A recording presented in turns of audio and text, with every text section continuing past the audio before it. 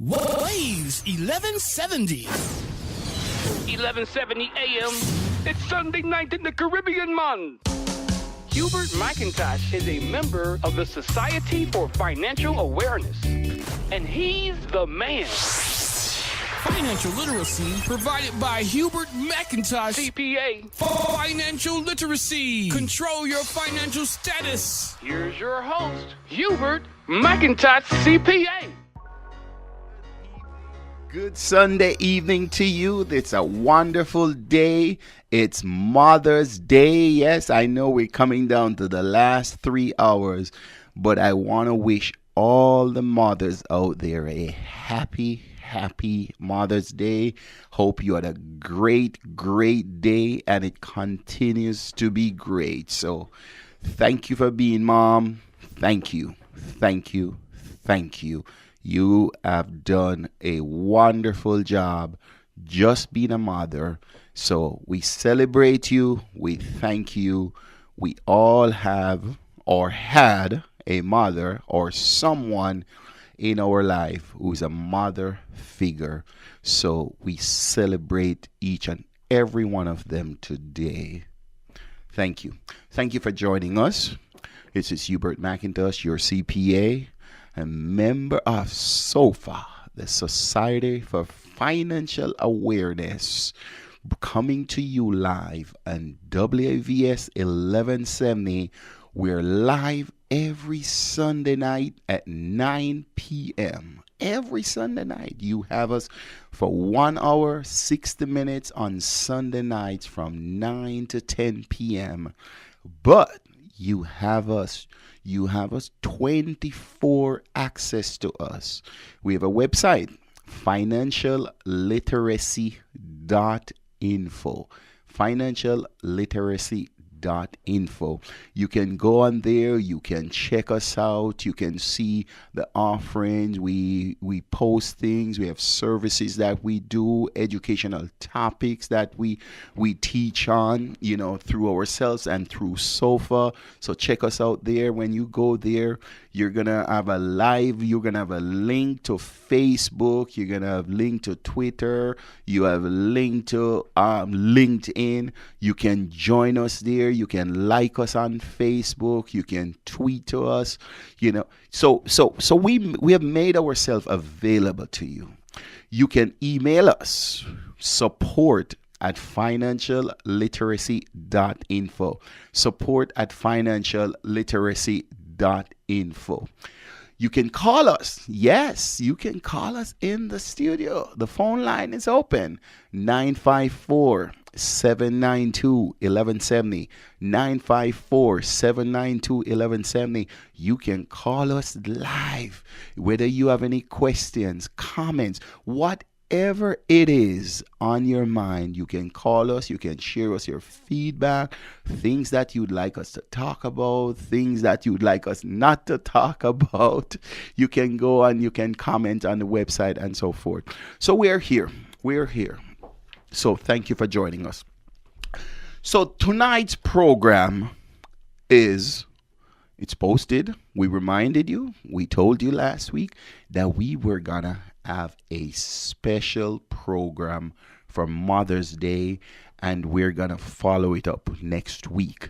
So tonight we're gonna talk basic investments for women.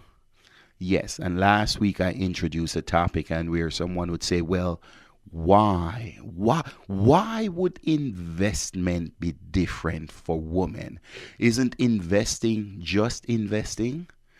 Well, we're going to go in and we're going to share a little of that with you. But the first thing I want you to be aware of, statistics have shown that women live at least, on an average, of course, it doesn't mean for everyone, but on an average, women live 6 years longer than men. So just thinking of that alone, here it is, whereas if a man has set a certain amount of money to last a certain time, that if that woman in that same position, that same money will have to spread for another 6 years on an average. But as you know, we have reminded you, people are living longer. We in the Jamaican community, we are here celebrating. There's this lady in Jamaica. She has just joined. She has just entered the Guinness Book of World Record. She's now the oldest person in the world. Yeah, 3 weeks ago, she became 117 years old. 117 years old. So people are living longer. People are living longer. And do you notice she's a woman? I don't know if it's a coincidence, but no, it's not. All jokes aside, women live longer than men. Another thing, though, the flip side of that also, if you go into a care facility, there are more women in a care facility than men. Yeah. There are more women in a care facility. So you're saying, okay, yes, I'm saying they live longer, and I'm also saying there are more women in a care facility. It's in the sense that, when I'm at, and I'm not sure of the reason, but like if you do any evaluation where they're even talking about long-term care, a lot of time the expected, and this is scary, the expected lifetime of a man in a care facility is 3 to 5 years. Most men in a care facility don't last more than 5 years, while a woman will last 20 years in a care facility. So look at that picture. So if she's gonna be in that facility or that resort, as I like to remind my clients, instead of calling their facilities, call it resort. In that resort, if she's in that resort for 20 years, don't you see that she has to have more assets? So that is why we're going to talk about women basics investment for women. But I got an interesting email today, around about 5 o'clock, and I want to touch on it. A client of mine sent me an email, and she said, Hubert, I'm a little bit concerned. So what were her concerned? What we did, we helped her take some money. She had accumulated some money, and it was in some investments.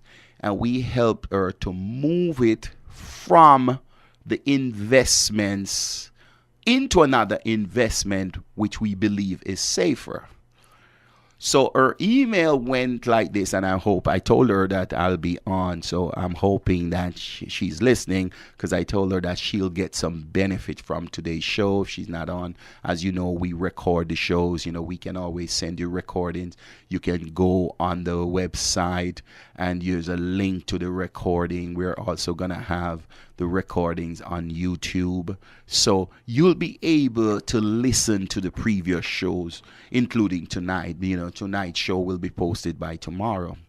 So I told my client/friend that to listen tonight, because it's interesting that she sent that email to me about 5:30, knowing that that's the topic I was going to talk on tonight. So her concern was, her question was that, Hubert, I'm a little bit concerned that I moved my money out of the investments, but the market is doing so good.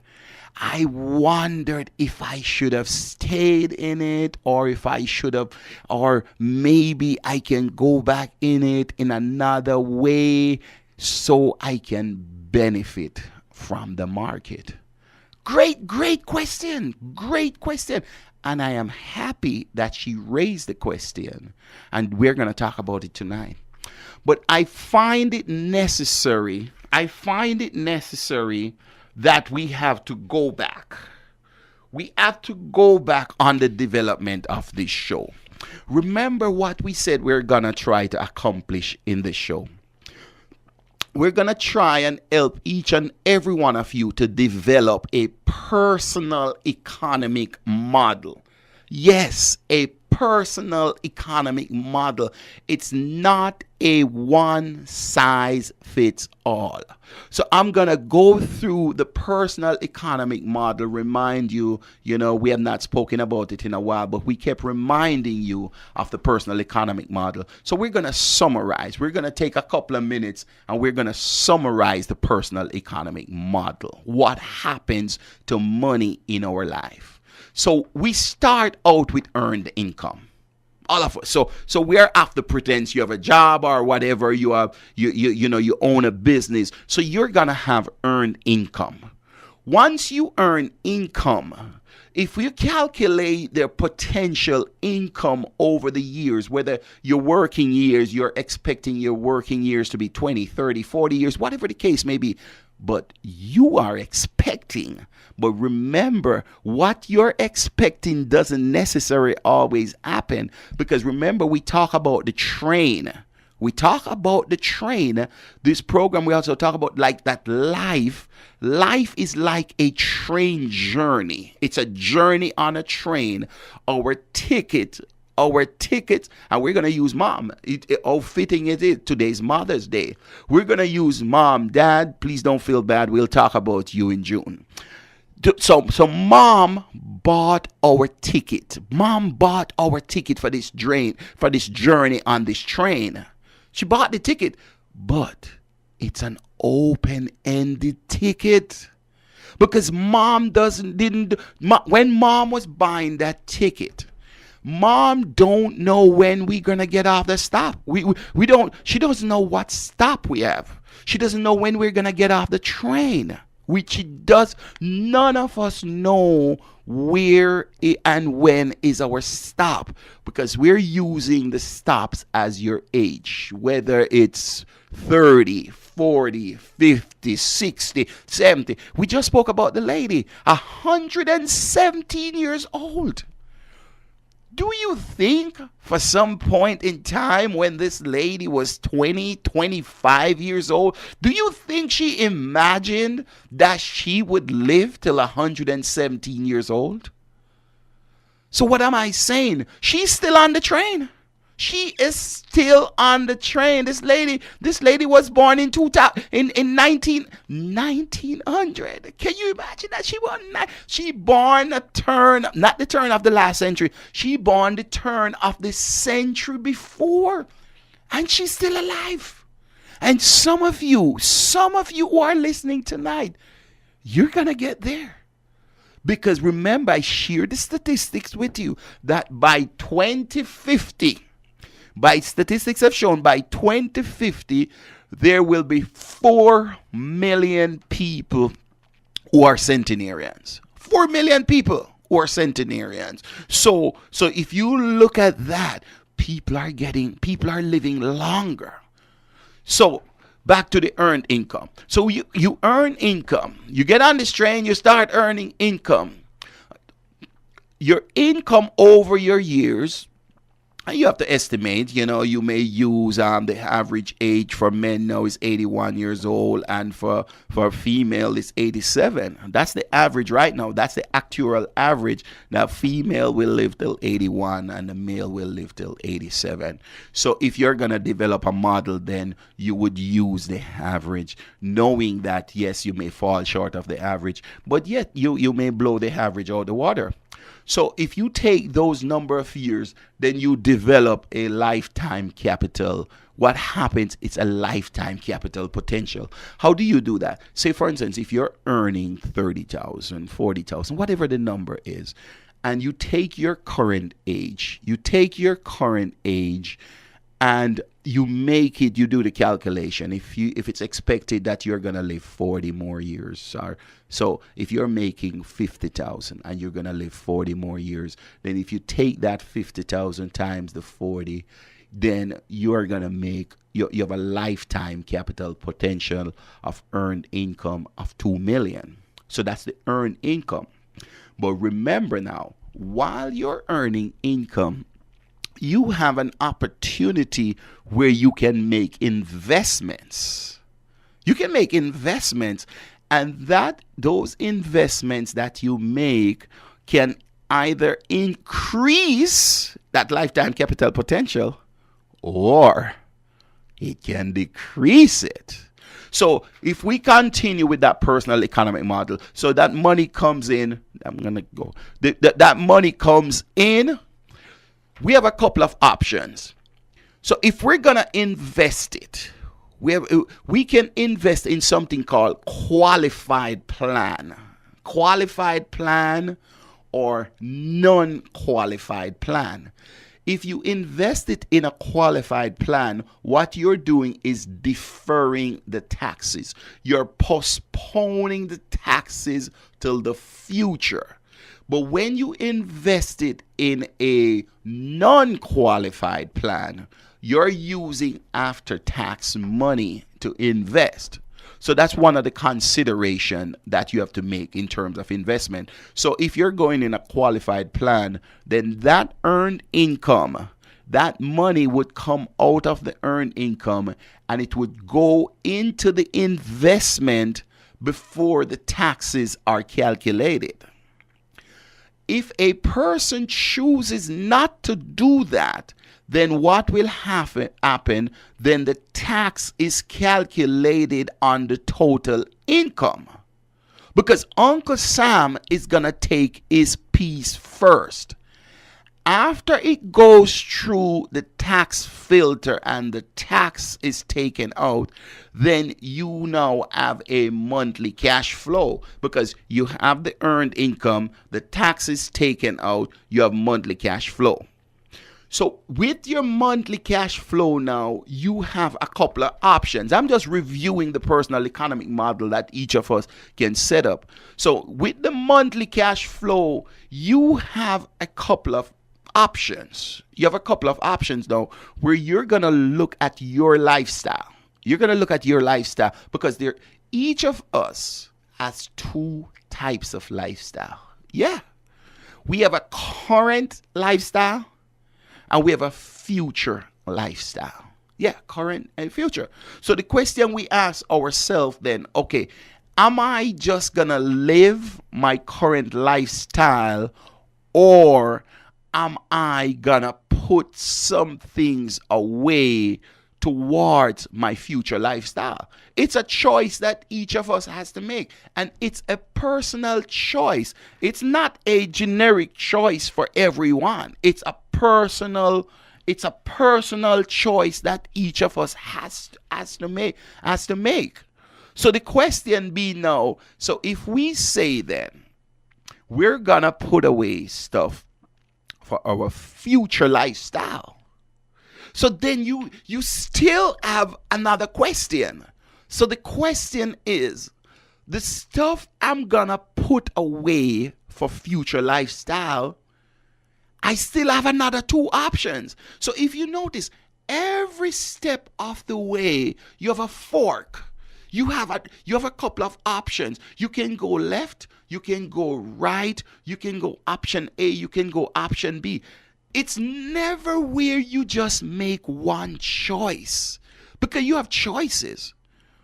So we're going now off the idea that you have decided that you're going to put some money for your future lifestyle. So where do you put it?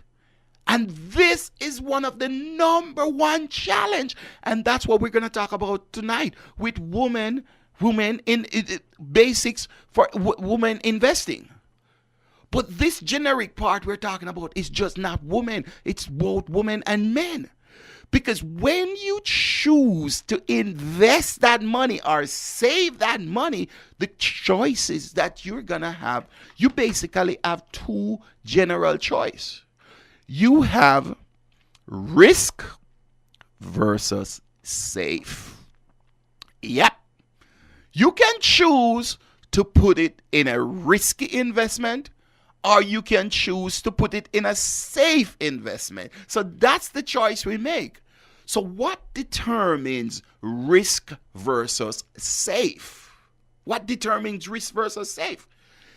The higher the return, you can use this formula, and this formula works every single time.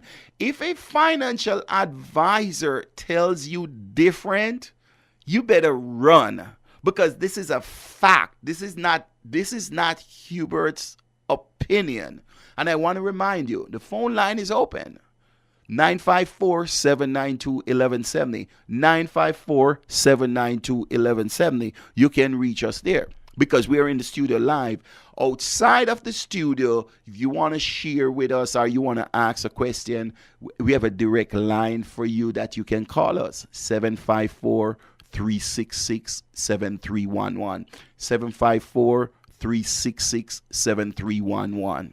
You can email us, support@financialliteracy.info. Support@financialliteracy.info. You can visit us on the website, financialliteracy.info.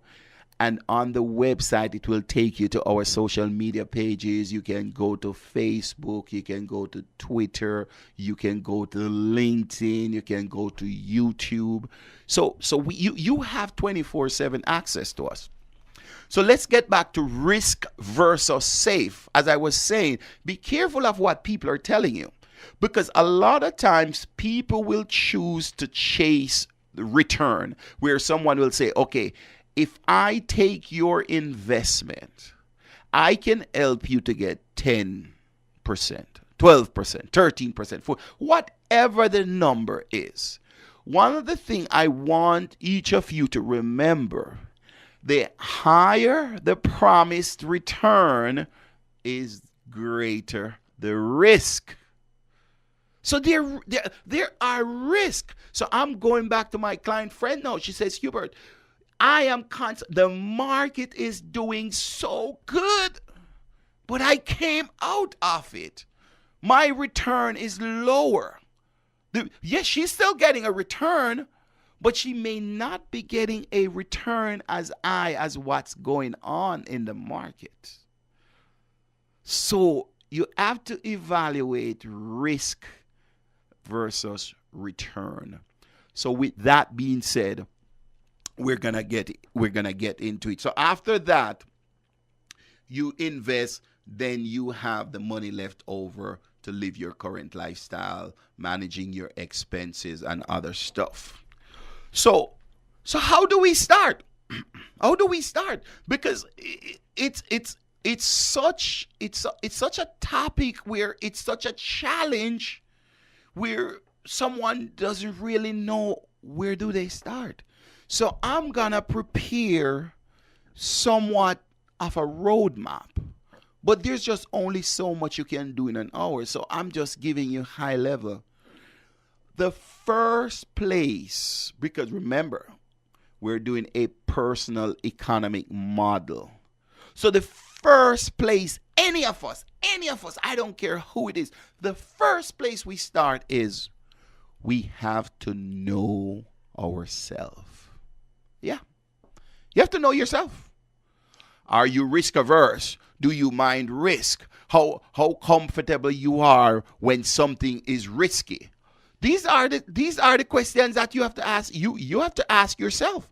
Because if one person doesn't care about the risk and you are different from that person, then you cannot do the same investment that person is doing. So for my friend, I just want to point that out to her and to you, whereas you may have a friend that says, wow, this quarter, oh my gosh, I made 14%. But that person may not care about the risk. But if you care about the risk, then you have to identify yourself and you have to know your personal characteristic, because your personal characteristic will help you to assess which investment strategies best suit your personal needs. But don't get caught up where someone will tell you that, oh, you can get this great return. Ask them the next question. What are my risks? So the evaluation part comes in where you're looking at, okay, you can get this return, you can get the benefit of this, but what's the risk? And then you have to measure you have to measure how is your risk tolerance. And when you measure that, then it will help you to determine and to define what type of investment works for you. So that's the first question you have to ask yourself. The next one is budgeting / debt management. Yeah, you have to budget. You have to identify. You have to manage your debt. So here's a formula I can give you. It's a generic formula now. If whatever income you have, let's call it 100%. Let's call that 100%. And if you say to yourself, okay, all right, I'm going to use 10% to do my saving and investment or whatever in that area for my future lifestyle. I'm going to take 20% for my debts, because we all have debt some kind of way. And if you say, okay, 20% of my money is going to go to my debt. And remember, notice what I said. I said debt. I did not say expenses, because your monthly expense is different from your monthly debt. Why we accumulate debt is because we got into something, whether it's financing for a car, whether it's for a mortgage or whatever. So we created some debt. The debt that you have created, it's separate from your day-to-day expense, because you're gonna have day-to-day expense. You're gonna have food, you're gonna have light, you're gonna have these things. Those are not necessarily debt. Those are monthly expenses. So I want you to understand and differentiate it. So one of the questions someone may ask, yeah, but my mortgage, what is it? Is it a debt? Is it an expense? Well, let's look at it. If it's rent, yeah, it's an expense. Rent is not a debt. Rent is an expense. But a mortgage, you took out a 30-year or a 20-year mortgage, whatever the case may be, and you took that out, that you're going to pay that money over your future years. And that's your debt. That's your debt. Someone can have a rent and, okay, you pay rent this month, but you did not commit to pay rent for 20 years or 30 years. Well, the next question is, if you don't pay rent, you have to find somewhere to live, but you could be living with someone, you could be living with a family member or whatever, but your rent is not count as your debt. The rent is count as your monthly expense. So that's one of the things you have to look at in determining your budget and managing managing your debt there. So after that now, then you now have to identify, okay, what investment types are available and the difference between them. You have to identify that. What are the differences between them? Because the types of investment, I just spoke about it. What is it? What's the risk? What's the return? You have to look at the risk versus the return. And then you also have to look at, okay, which part of it is for current and which part of it is for retirement. So that's the foundation. I've laid the foundation. That's what we're going to talk about. So get your pen, get your paper. We're Sunday school. So get your pen and paper so we can take some notes. We're going to take a break. We got to go pay some bills. So just stick and stay with us. We will be right back.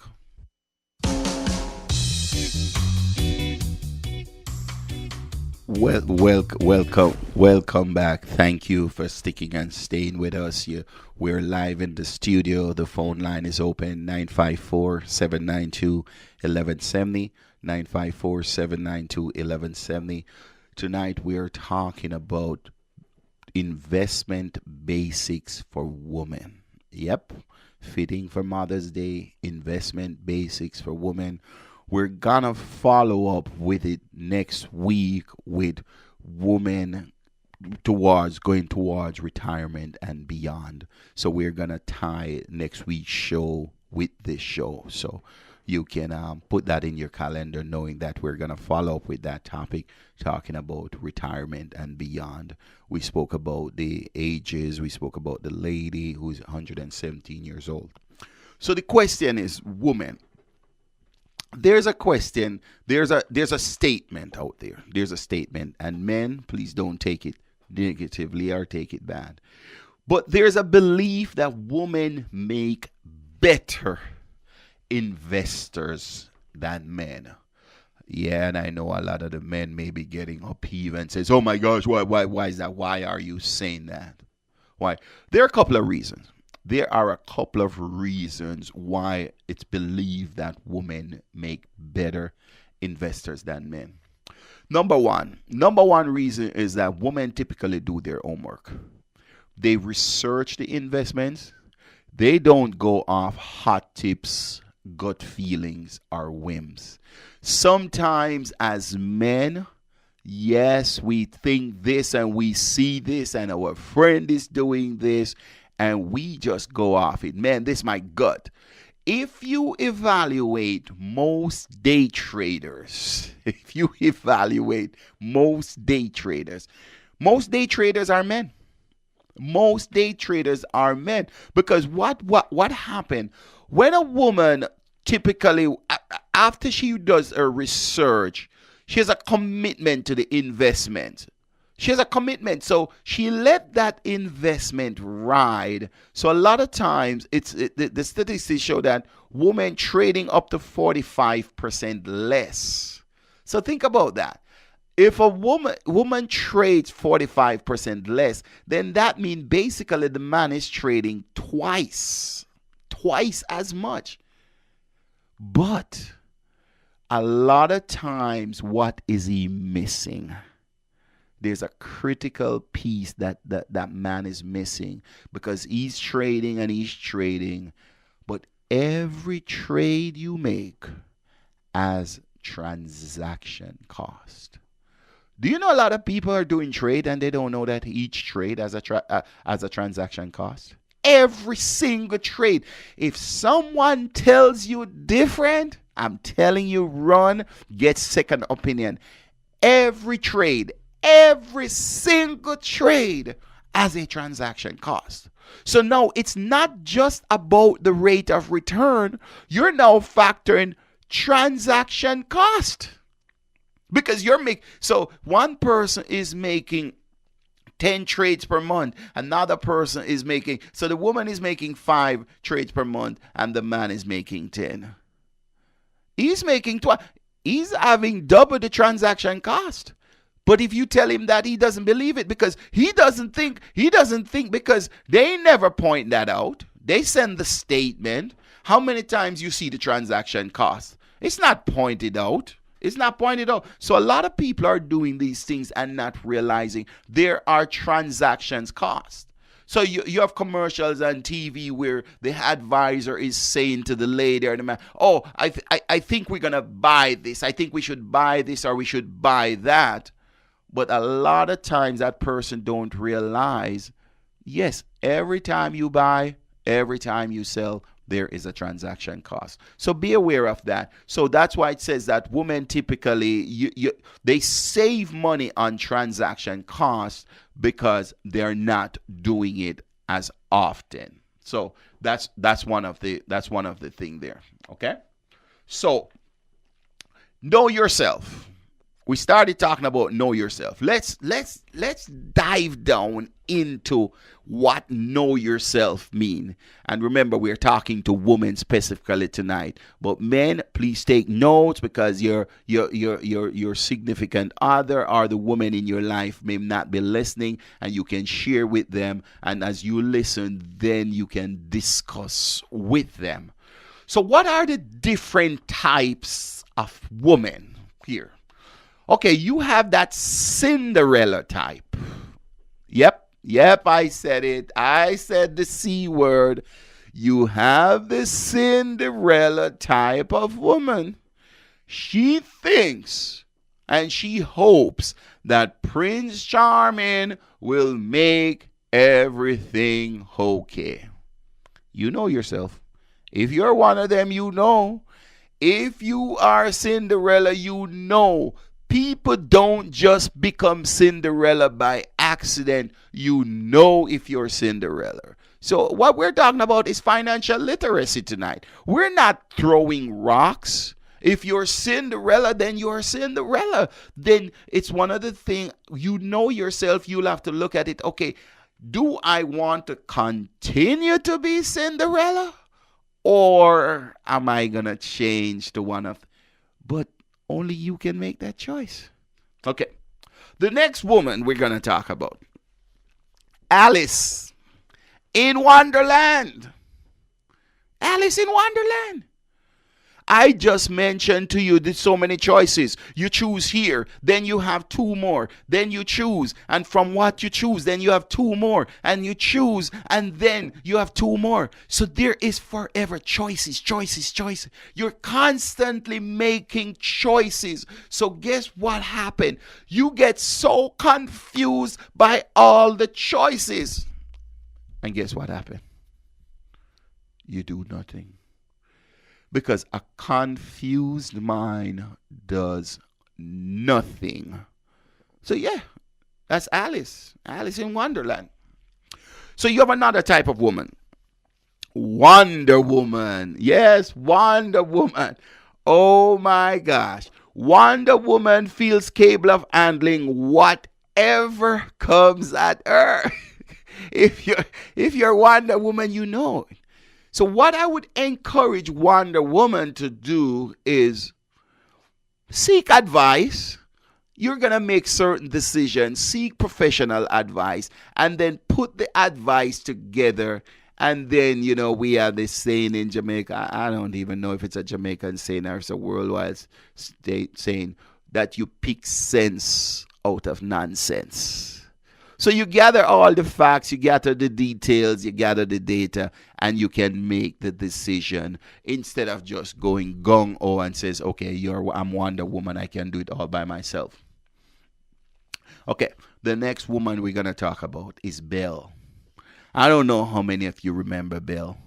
Belle is in The Beauty and the Beast. This woman likes to handle things equally with her partner. There's nothing wrong with that. But sometimes Belle is doing it when the partner have a few flaws. Yes, man, let's keep it real. We have flaws.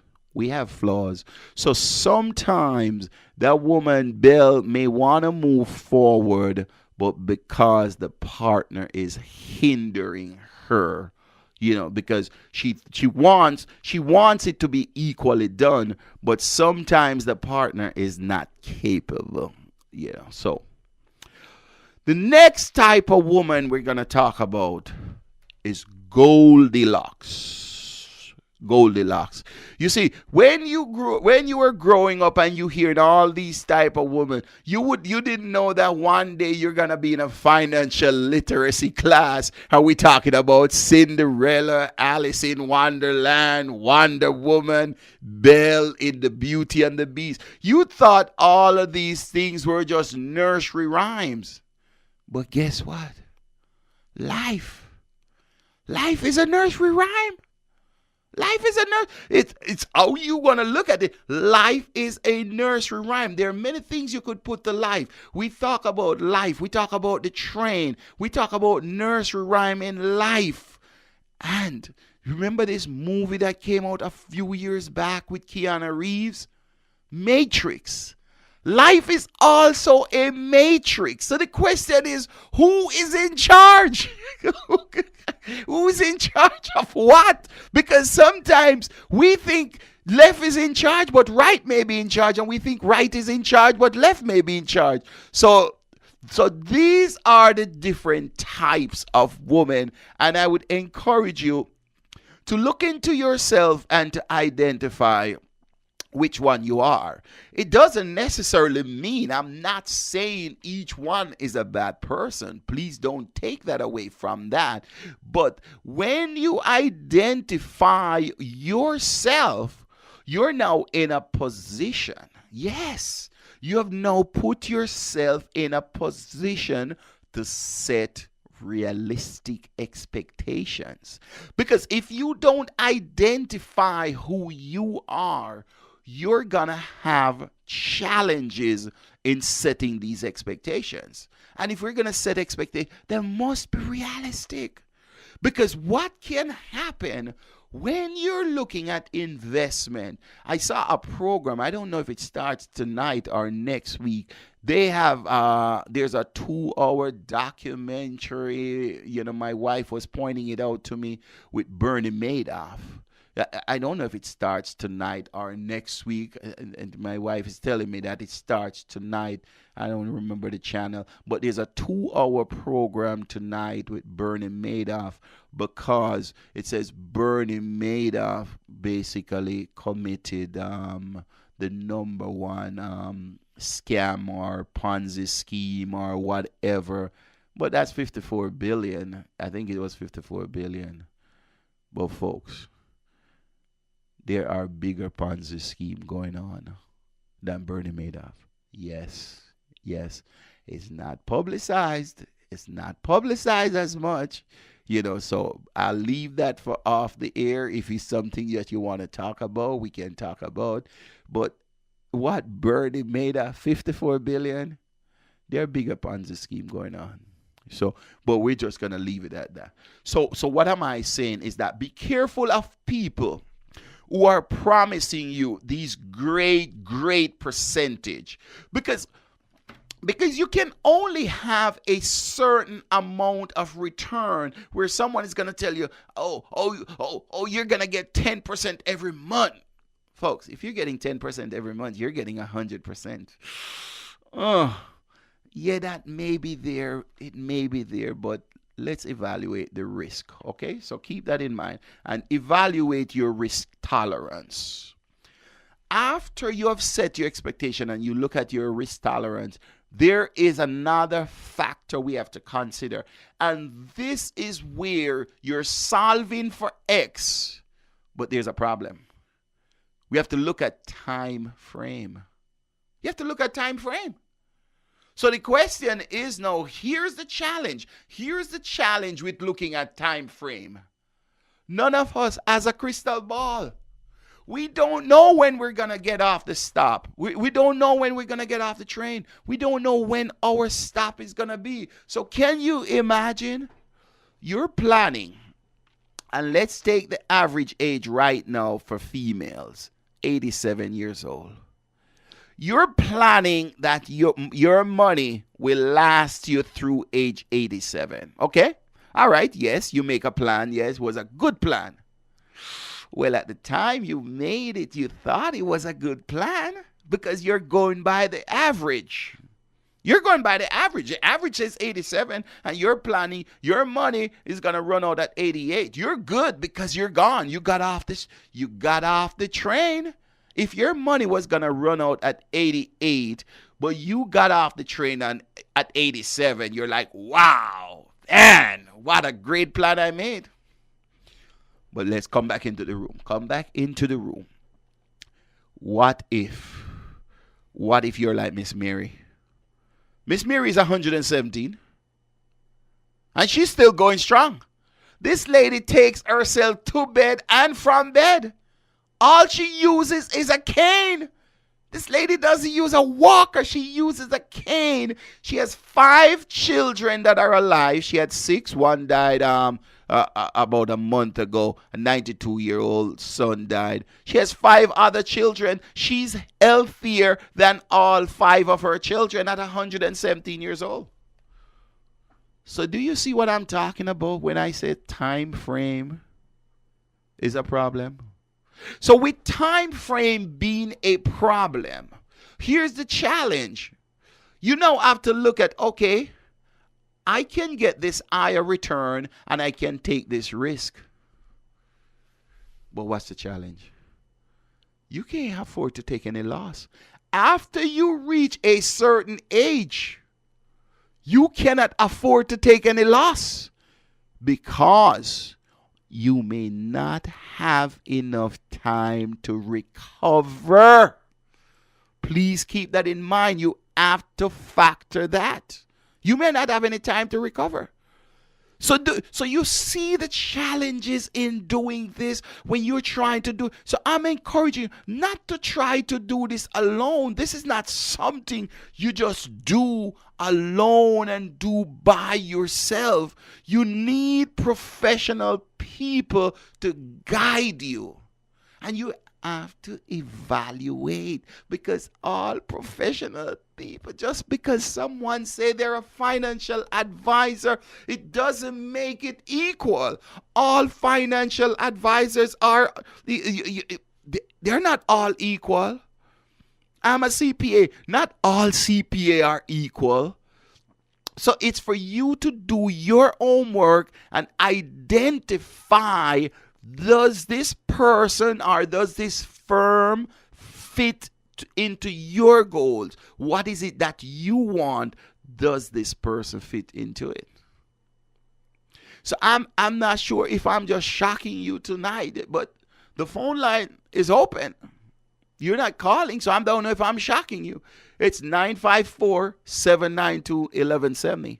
954-792-1170. I know you're listening. Maybe you're taking notes that you're going to email us later. support@financialliteracy.info. support@financialliteracy.info. Maybe you're going to go on the website financialliteracy.info and you're going to make your comment, financialliteracy.info. Like us on Facebook. Share your comments, because let me tell you, the same questions and the same concerns you have, your Facebook friends have them. Don't think they don't have them. So you can share what you have learned, share what you have heard tonight. Don't keep us a secret, because you may be saving a family. You may be saving a life, because people may be out there making bad decisions, and because you did not share what you're learning, then you did not help that family. So I encourage you, don't keep us a secret. We don't want you to keep us a secret. So as we go into and talk about types of investments. Wow. Remember, we talk about Alice in Wonderland. This is one of the problems Alice has. Because then, if you even go to qualified plans, you work at a job, they have a 401k. You're now eligible for 401k. Right? You're eligible, and they have open enrollment in October. I'm just using a date. They have open enrollment different times, but I'm just using an October example. So the company sets aside 30 minutes. Yeah. Sometimes maybe 45 or an hour, but they're not going to set much time aside.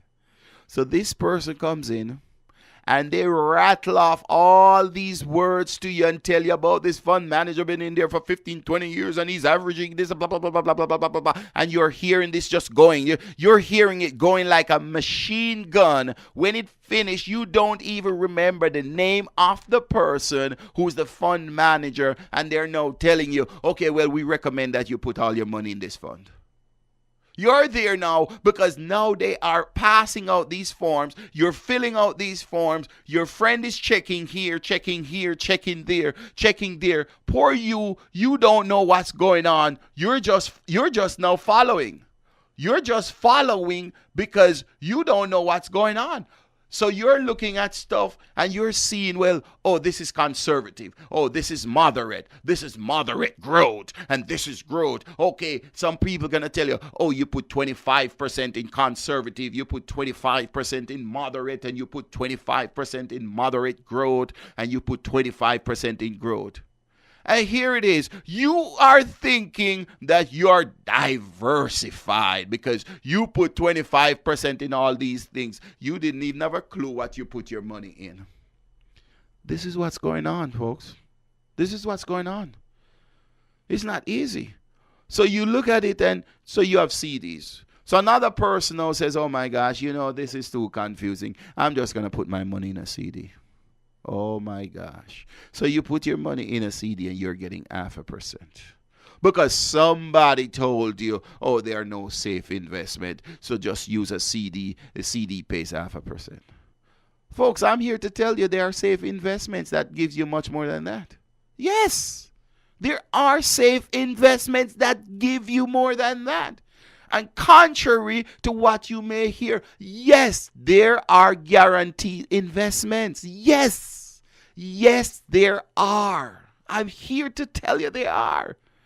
But the person who's telling you about the mutual funds, he cannot use the word guarantee. If a person put you into a mutual fund and use the word guarantee, is liable for a lawsuit because he has just told you a lie, because it cannot be guaranteed. No mutual funds can use the word guaranteed.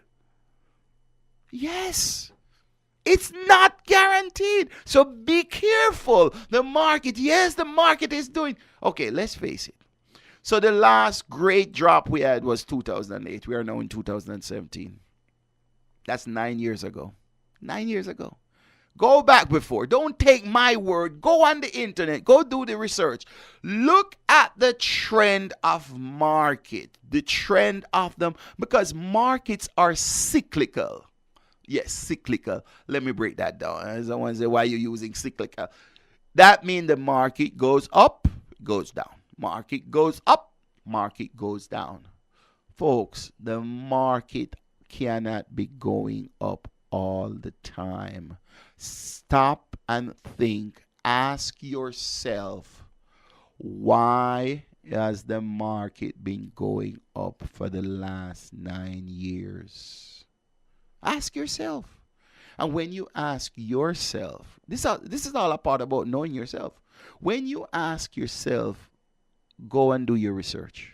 Go and do your research. Do your research. Do your research. I just want to point that out to you. So we have bonds. You can invest in bonds. Bonds are stuff that are fixed income investments. You could compare to bonds. You have corporate bonds, you have muni bonds, you have government bonds, and so forth. So there, that again, just even in bonds, there's so much choice. What you're gonna do? Are you gonna do a fixed income investment? Are you gonna do a corporate investment? Are you gonna do a muni bond? Are you gonna do government bonds? It is so confusing. This is the world I am in, and if I'm in it and I am studying it every day, and sometimes it's even confusing to me. I can understand what's going on with Alice in Wonderland, because there's so many choices there. So many choices. So you have mutual funds, you have life insurance. We have introduced you to life insurance before, so we're not going to beat that today. We're not going to, I've shared with you about life insurance, where, you have life insurance, you have term insurance, and you have cash value life insurance. We spoke on that before. So this show is not about life insurance, but I just want to remind you. Another type of investment out there is real estate. A lot of times people invest in real estate and it says, okay, well, I can see it because it's a hard asset. It's safe. Well, I'm here to tell you, folks, it is also cyclical. It's also cyclical. Yes, I use the word again. Cyclical means it goes up, it goes down, it goes up, it goes down. So the strongest thing you can do, real estate is a great investment. But you diversify. You diversify your real estate with something like even permanent life insurance, where you have certain guarantees and different stuff. So any good financial planner can help guide you through this maze. So even though it's a maze, there are guides. There are guides in the maze. Okay? So it's not like you're in this maze and then there are no guides. So just seek a guide that you can work with, and be careful about the person that they're telling you about return, but they don't tell you about risk. Risk is associated with return. Okay? So remember that. The higher the return, the greater the risk. Don't forget that for a formula. The higher the return, the greater the risk. So be careful. Be careful there. So I want you to look at that. Oh my gosh, my favorite one. Remember, I've told you this. the number one impediment, ladies, I'm telling you, the number one impediment to your wealth is tax. There are tax implications. So never you forget your tax implications. So tax implications, planning for retirement. Remember, we says next week, this show is going to pivot into next week where we're going to talk about women preparing for retirement and beyond. So with that, we're going to leave that and then we're going to pivot into next week where we're going to go take it to retirement. So mark your calendar. Join us next week. Next week, Sunday, 9 p.m. same time, and WAVS 1170 will be here. You can get WAVS on your app. You can go WAVS1170.com. You can click there. There is live. You can click listen live. You can click watch live. Your different options. You go to their website. You go to our website. There's a link there. There's in the app store, whether it's Android, so you have access to us. So I just want to thank you for listening. This is Hubert McIntosh, your CPA, a member of SOFA. Thank you and happy Mother's Day again. And I will see you next week. Thank you. Financial literacy with Hubert McIntosh on Waves 1170 has come to an end. Don't be mad. He'll be back next week On www. .waves1170.com. Hubert McIntosh is a member of the Society for Financial Awareness, www.sofausa.org, Promotional consideration provided by LifelineTax.com, the Remap Accounting Firm, the Wealth Management and Distribution Group, and the McIntosh Insurance Agency.